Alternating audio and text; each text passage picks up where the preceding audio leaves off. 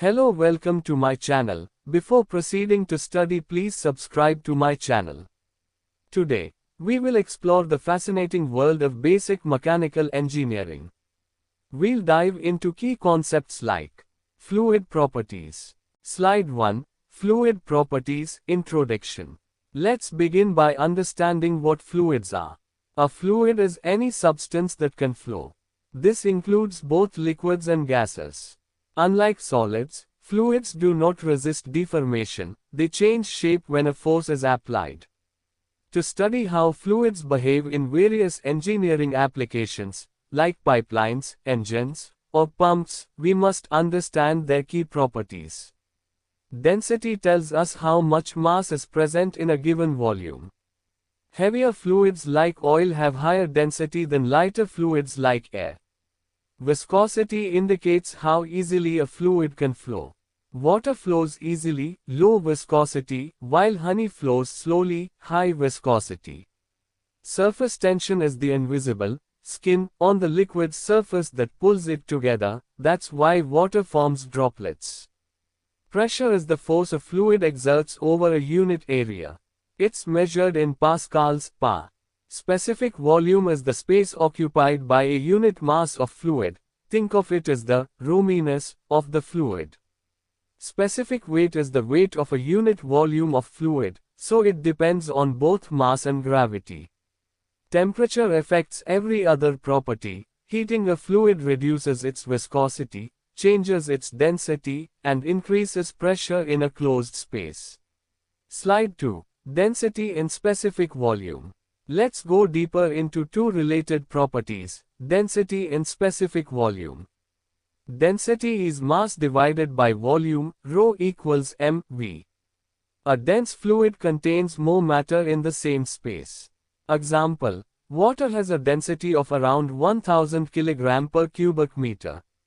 Specific volume, on the other hand, is the volume per unit mass, V equals V per meter. It tells us how much space 1 kilogram of fluid takes up. Example, for water, specific volume is 0.001 cubic meters per kilogram. These two are inverses of each other. If density increases, specific volume decreases. Why is this important? In thermodynamics and fluid mechanics, we often deal with gases and steam where volume changes with pressure and temperature.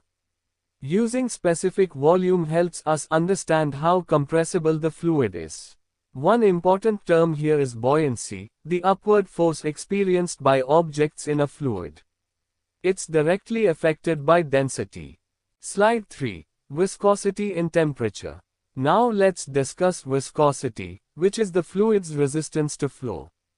High viscosity means thicker flow, like oil. Low viscosity means thin, fast flow, like water. Viscosity is measured in two forms. 1.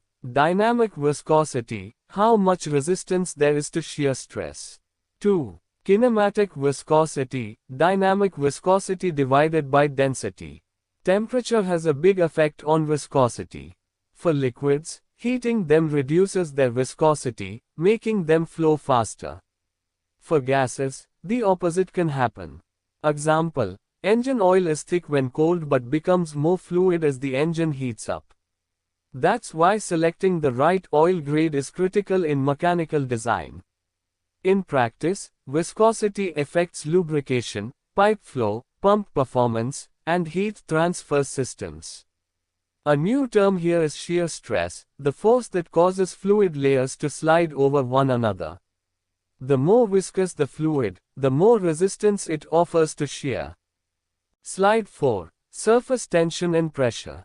Surface tension is the property that makes liquid surfaces behave like a stretched elastic sheet. It occurs due to cohesive forces among liquid molecules. It is measured in newtons per meter, N per meter. This is what causes water droplets to form spheres and allows small insects to walk on water. Another effect of surface tension is capillarity, when a liquid rises or falls in a narrow tube. Next is pressure, which is the force a fluid applies per unit area. Measured in pascals, pa, or N per square meter. Atmospheric pressure is the pressure exerted by the air around us, about 101.3 kilopascals at sea level. Gauge pressure is pressure measured above atmospheric pressure. Hydrostatic pressure is the pressure within a fluid due to the weight of the fluid above it. It increases with depth, that's why divers feel more pressure deep underwater. Understanding pressure is essential in designing tanks, boilers, and fluid delivery systems. Slide 5. Specific weight and temperature. Now we'll study specific weight and how temperature affects fluids.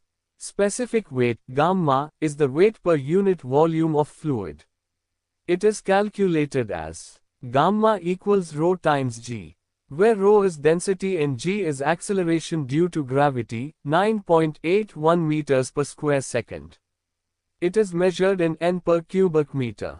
This property is useful when calculating the force a fluid applies in a system.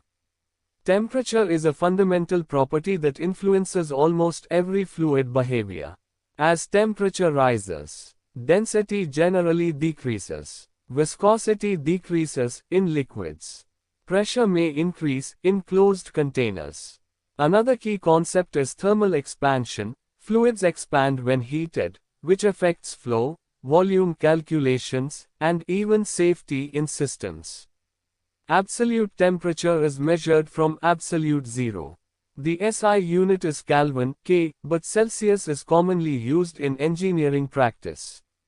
Example: water behaves unusually between 0 degrees Celsius and 4 degrees Celsius. It becomes denser as temperature increases in that range, unlike most other substances.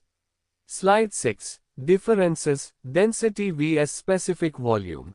Let's now quickly compare density and specific volume. Density is the mass packed into a given volume. It shows how heavy a fluid is for its size. Specific volume is the space taken up by 1 kilogram of the fluid. It tells us how much room the fluid occupies. These two are exact opposites. If one increases, the other decreases.